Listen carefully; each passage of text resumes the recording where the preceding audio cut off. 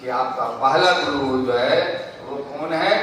माँ। तो हम सभी पहले अपने पहले गुरु के प्रति आज मन ही मन प्रणाम करते हैं कि हे मेरी माँ, मेरे पर कृपा हमेशा बनाए रखो।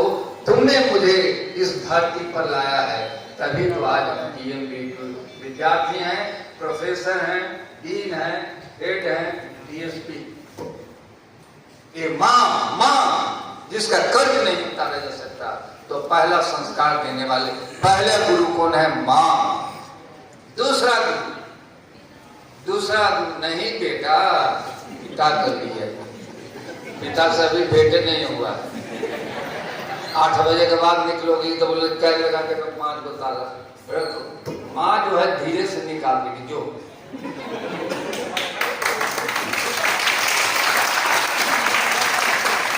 तो दूसरा जो गुरु है वो है हम लोग शिक्षक। शिक्षक इसलिए गुरु हैं, चाहे वो विद्यालय के हों, चाहे वो महाविद्यालय के हों, चाहे वो विश्वविद्यालय के हों, एक दूसरे गुरु होते हैं। ये हमें शिक्षा देते हैं। याद रखिएगा, ये हमें क्या देते हैं? शिक्षा देते हैं। शिक्षा देते हैं किस चीज का? शिक्षा देते हैं ऐसी शिक्षा जिसमें आपको अच्छी से अच्छी डिग्री मिले और सिर्फ सर्टिफिकेट, रोजगार के साधन को बतलाते हैं।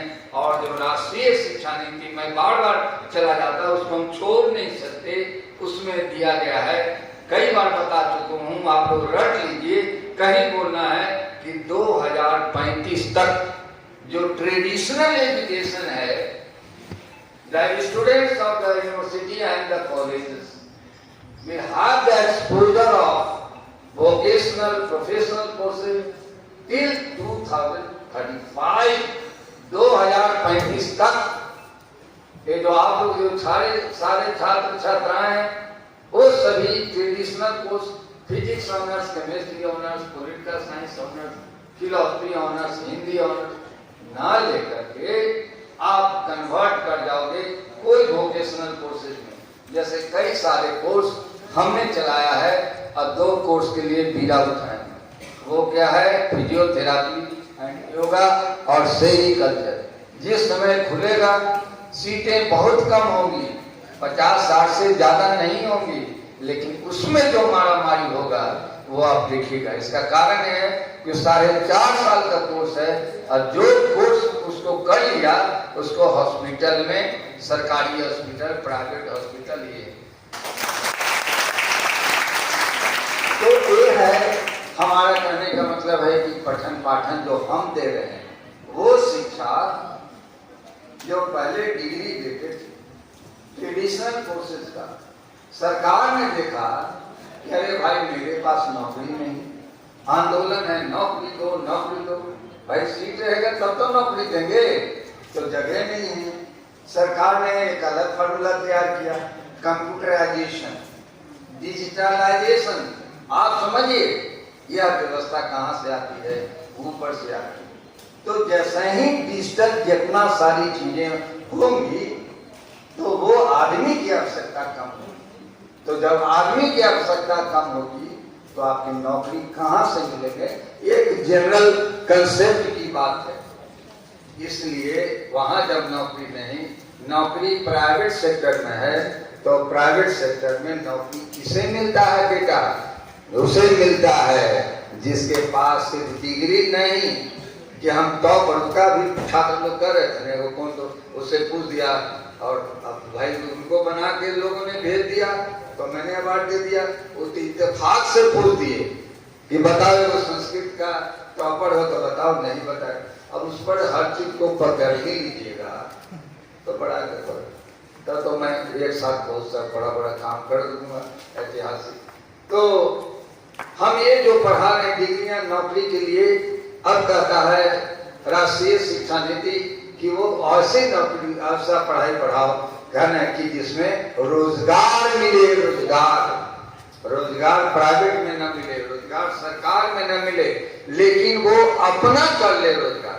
जैसे फिजियोथेरापी, आपको पता है मेरे घर में आता है फिजियोथेरापिस्ट, 1 घंटे का उसको 800 रुपया देते हैं घर में आने पर, और उसके क्लिनिक में कोई जाता है तो 1 घंटे का 1 दिन का 500 रुपया लेता है।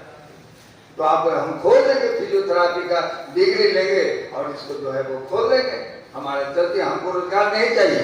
अरे बहुत सारे रोजगार जो है आप पता करें, जो पहले तो वो जाते हैं बेचारे कारपोरेट सेक्टर में नौकरी करते हैं, और जहां वहां जैसे अनुभव होते हैं मालूम है तो अपना ही कंपनी बना लिया है।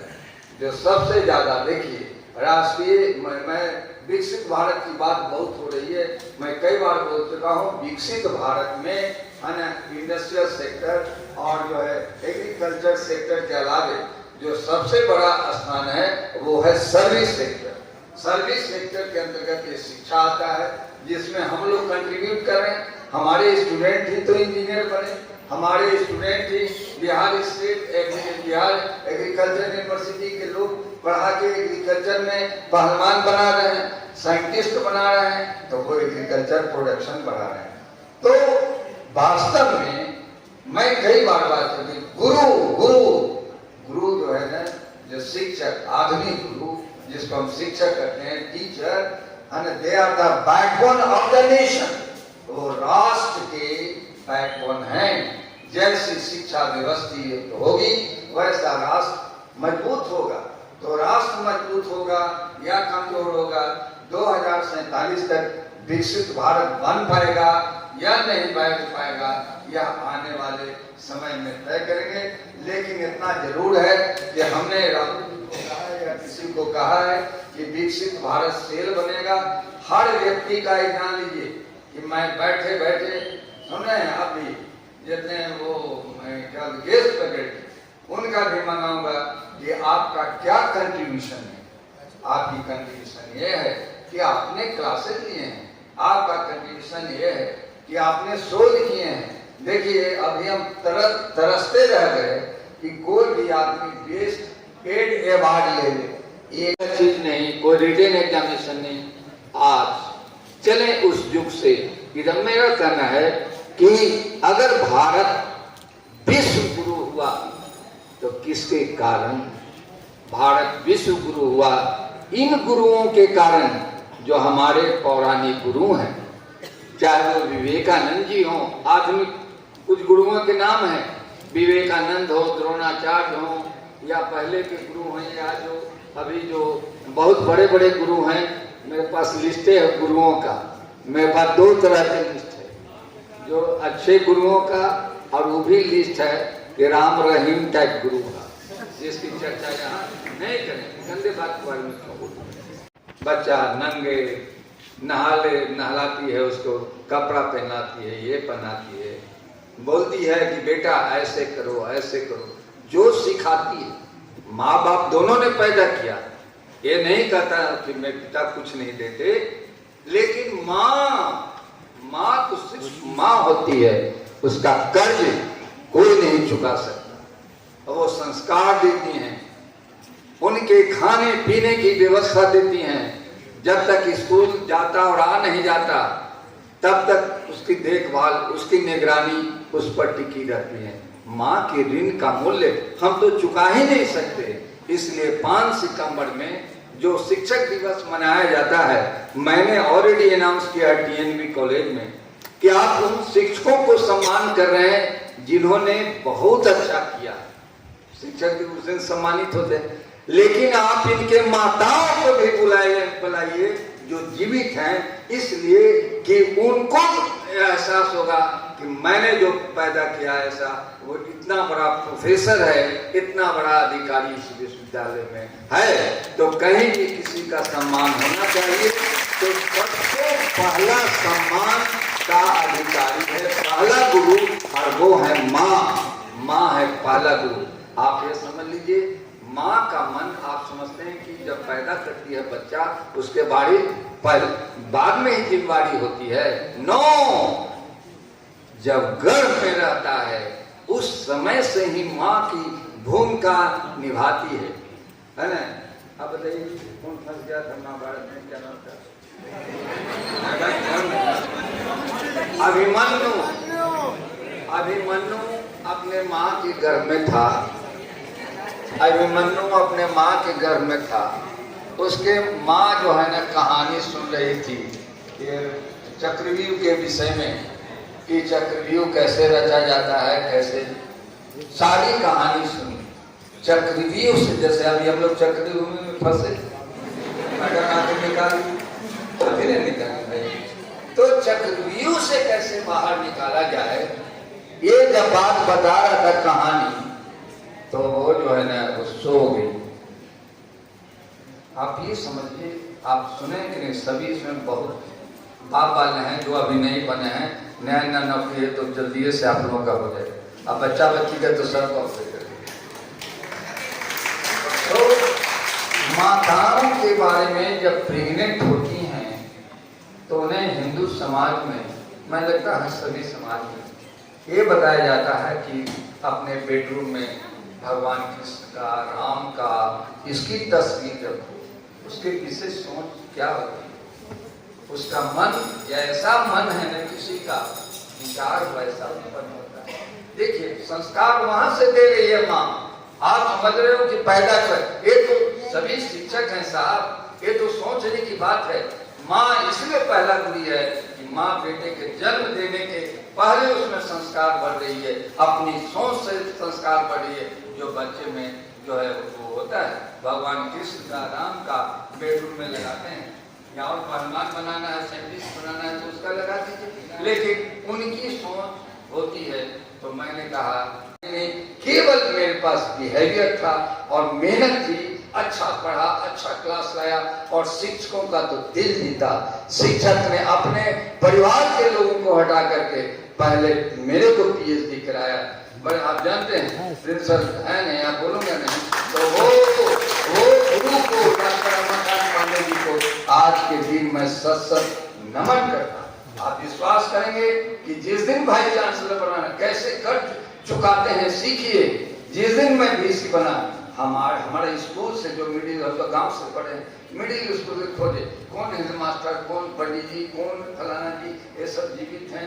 यानी जो बहुत मान मारते थे संस्कृत के श्लोक में, लता लता लता क्या लता लगे लता, तो ये वो, अब नहीं तो बगल के स्कूल का ठट्ठा का खेत जो भैंस खाता है उसी को उखाड़ के मार दो। मैंने उस समय सब लड़का खड़ा क्या हाँ लता लगे लता या जो भी है वो आपको करें। ऐसे गुरु, एक गुरुकुल का भी मान कि नहीं हो तो यहीं रख जाओ, लेकिन जब तक नहीं याद होगा तब तक सब खड़े हो।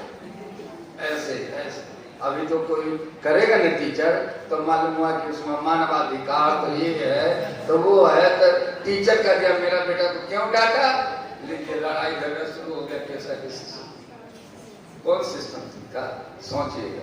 तो मेरे कहने का मतलब वो गुरु जिन्होंने मारा न मुझे, इसलिए मैं बीसी बना, नहीं तो हम भी हम तो जाते ही नहीं थे इसको। हमको दो आदमी आगे और दो को पीछे पकड़ के ले जाता था जरूरत। एक तो मास्टर इतने क्या करें, उनको प्रणाम मैथमेटिक्स में हमें डर लगता था, मैं डर से कहाँ चला जाता, जो तीसी का खेत होता है स्कूल के पीछे, वहां जाकर के मैं घिरनी में जाते और जब नेक्स्ट घंटी की जब बढ़ जाती थी तो जाके आ जाता। उस शिक्षक को पता चला नरसिंह लाल जी थे उनका नाम।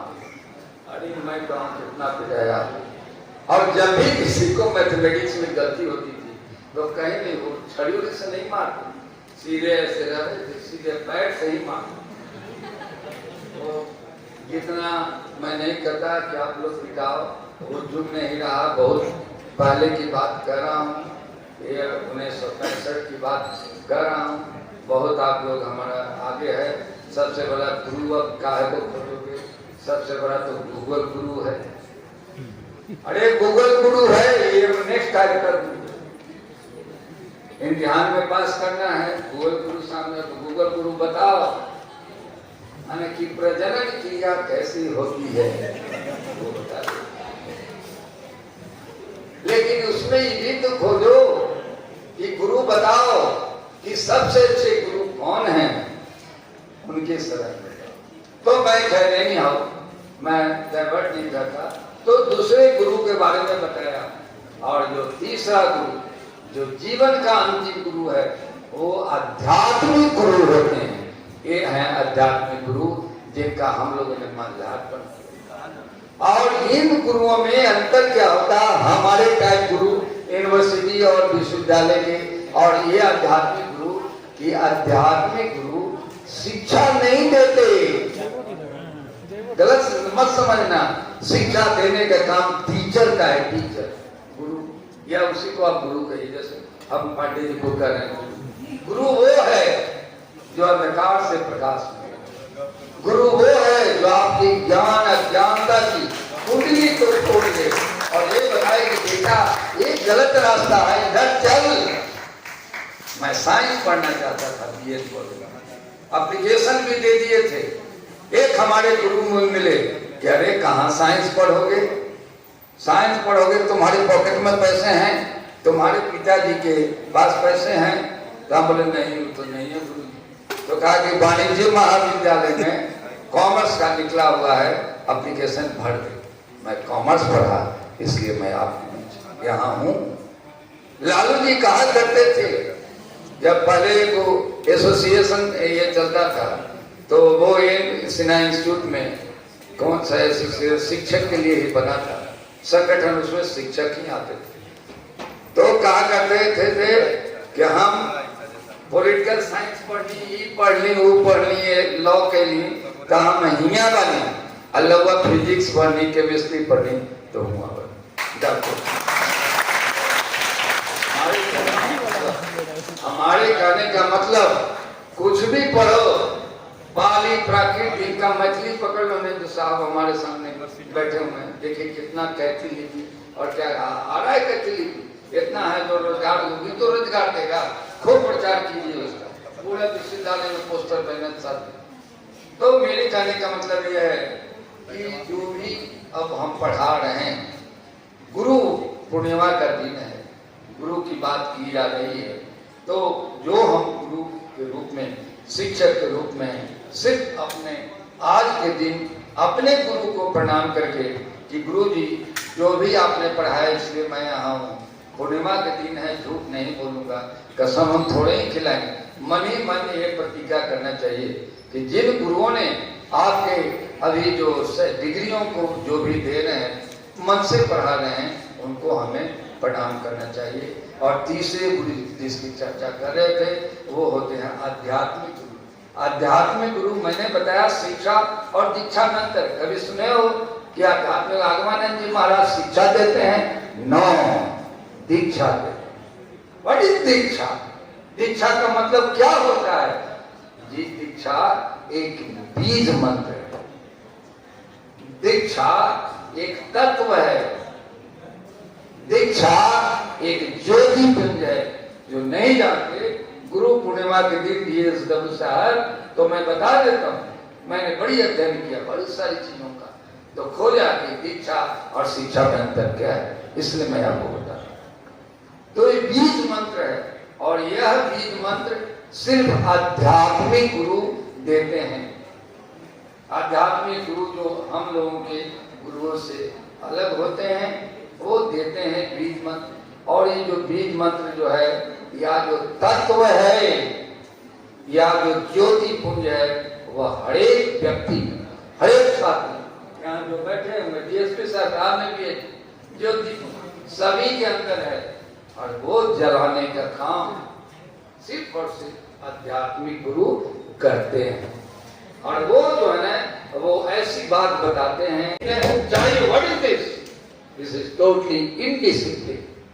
अभी मैं निर्णय दूंगा, किसी को सस्पेंड कर सकता हूं, मेरी औकात है, मालूम हुआ कि हम ही सस्पेंड हो गए।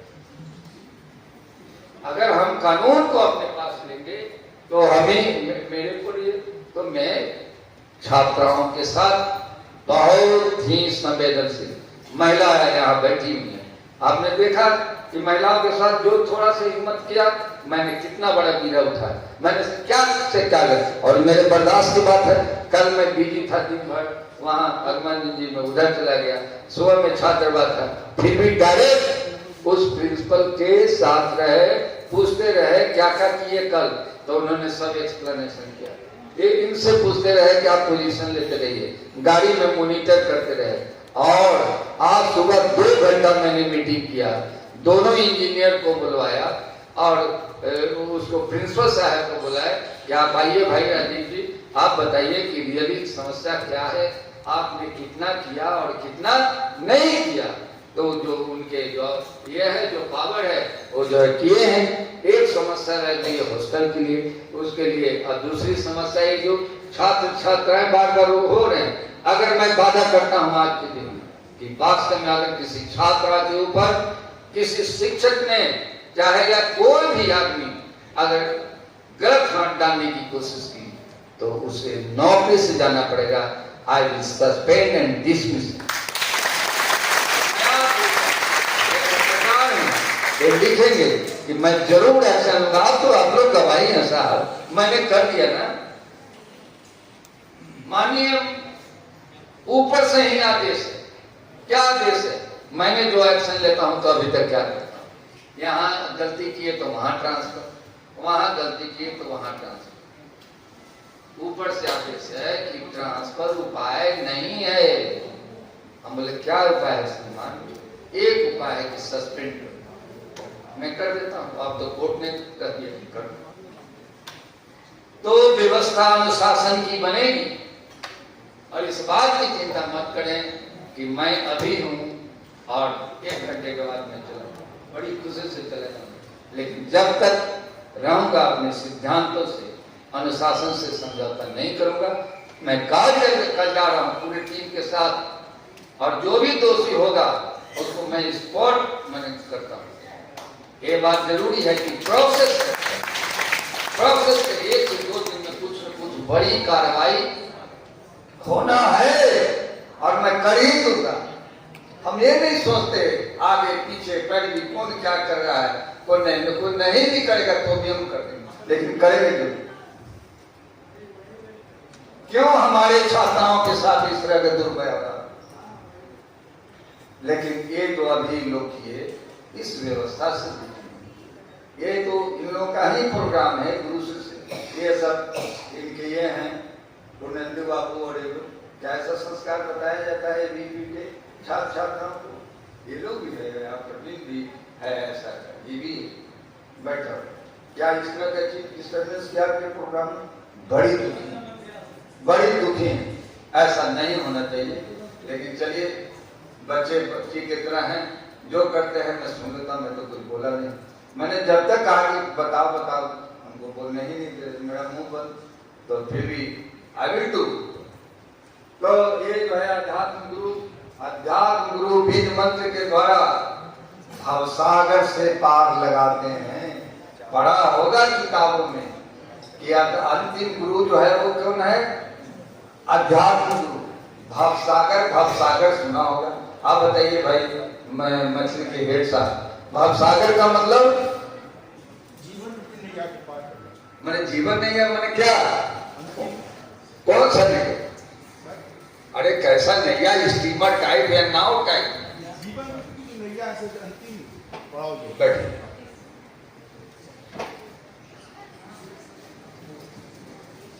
वो जो है ना, वो बोल रहे हैं, ठीक ही बोल रहे हैं।